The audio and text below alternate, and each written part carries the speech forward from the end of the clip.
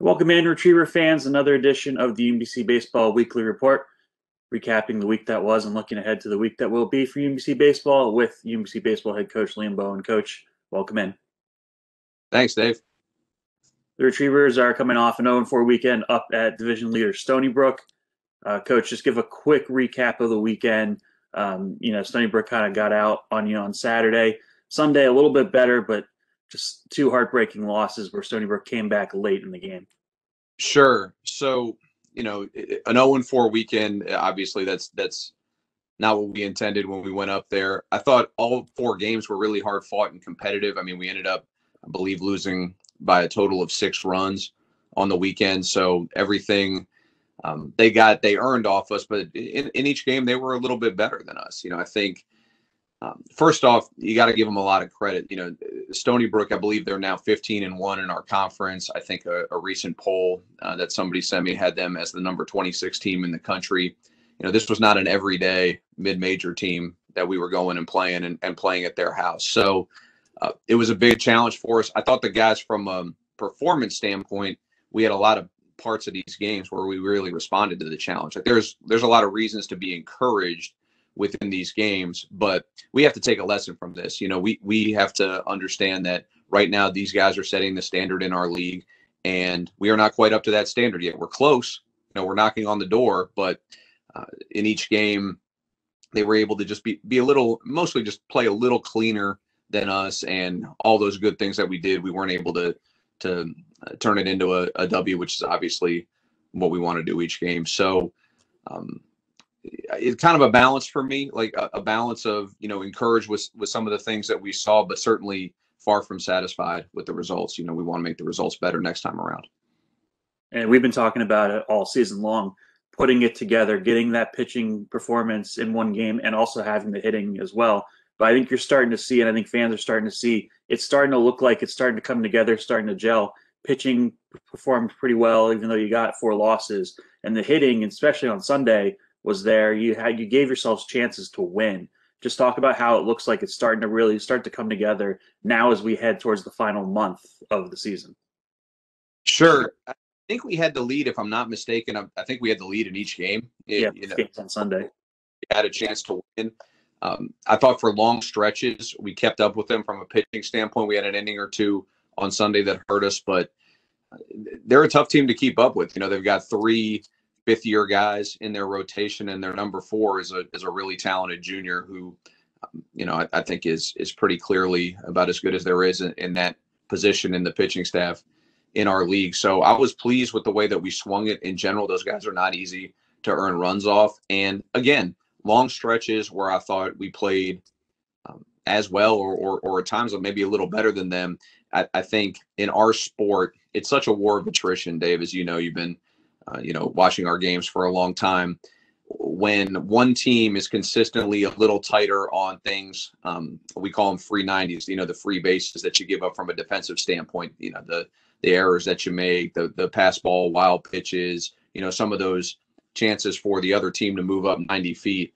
I thought that's the area of the game where they suffocated us a little bit. And over the course of all these innings, they were able to sustain an advantage there. I thought from a hitting and pitching standpoint, I thought it was pretty closely contested. I thought we got generally some good starting pitching performances. We had some good relief performances. Swung it, like I said, pretty well all weekend. Had some really big swings, big home runs that got us back in games or got us out in front, or stringing hits together against good arms. There's a lot to sink your teeth into if you want to be positive, and we do. We have a younger group that's still learning the level, and I think it's worth them being encouraged and the people who follow us being encouraged. But there's also a recognition of what the standard is and how we need to grow to meet it. So again, a balance that we're taking from the weekend. The results weren't what we wanted, but from a performance standpoint, there are some things that we can build on, I believe. And then one of those young guys, like we talked about last week, Drew Roberts, had another big weekend, had a couple of big hits on Sunday, get you the lead in game 2 on Sunday. But just talk about the way that he's really starting to step up. I know we talked about him last week, but it seems like he's starting to settle in, both from the fielding aspect, but also from the plate. Seems a lot more locked in. Yeah, he's grown as a hitter, that's for sure. He was a guy who came to us as a really advanced defender, and you can see it in some of these games. He makes some plays that not everybody can make. He's still continuing to gain consistency there and continuing to play with, the rhythm and composure that you need as an infielder in this league, but has been an asset there for sure. And then offensively, he's just grown by leaps and bounds as he's gotten more comfortable in the level. I mean, you gotta remember, if most of the pitchers this guy's facing this weekend are 5 years older than him. He's in a just the very beginning of his college career. So to see him compete that well against these veteran arms, that's really encouraging. And that's one of the things when I'm talking about, hey, yes, it's 0-4 and nobody's pleased about that, but there are things that are worth, seeing as cornerstones and things that we can grow and go forward with. His performance and a number of younger hitters' performances this weekend against a good group. I think those are things that you can point to. So pleased with him. I think it speaks to the development that he gets every day in practice from our assistant coaches and his own work ethic and application, and certainly expect him to keep improving. And then another guy who had a big weekend, Christian Torres, 5 RBIs in one game this weekend. But he's really been your kind of consistent point in that lineup all season. Talk about what it's like to have him have his senior leadership, him now in his 5th year coming back to lead this young team through the season. Yeah, he's kind of our one veteran guy, and it can show, at different points in these weekends. He had a huge home run to tie us up at one point, right-handed swing. He's a switch hitter. So it was his decide to use his left less often, 2-strike right-handed swing that he hit out to left field. That was a great swing. I think his ability to just kind of continue to deliver for his teammates, regardless of what the moment is, I think that comes from his experience. Is also part of his personality. He's a pretty steady guy. He's not a guy that's easy to rile up in any direction, and we definitely need that. He's a little bit unique amongst our group in that respect, in that he's just been in the league for so long, done it so many times. So again, consistent and steady in terms of his countenance. We really rely on him for that, and he's been really good for that for us this year. He's been a better leader than he's ever been, and we certainly, I think when the chips are down, everybody in the dugout kind of ends up looking at him and taking their cue from him. So he's been great for us in that way.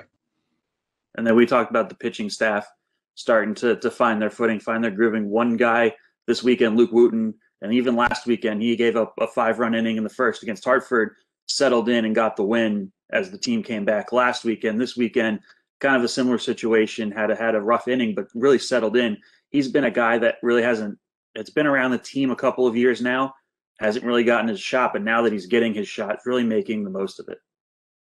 Yeah, it's great to see another guy who just has really applied himself from a developmental standpoint. He was a guy who, talented high school player, came to our place, immediately needed surgery his freshman year, and so that took him out for 2019. Then obviously 2020 was cut short.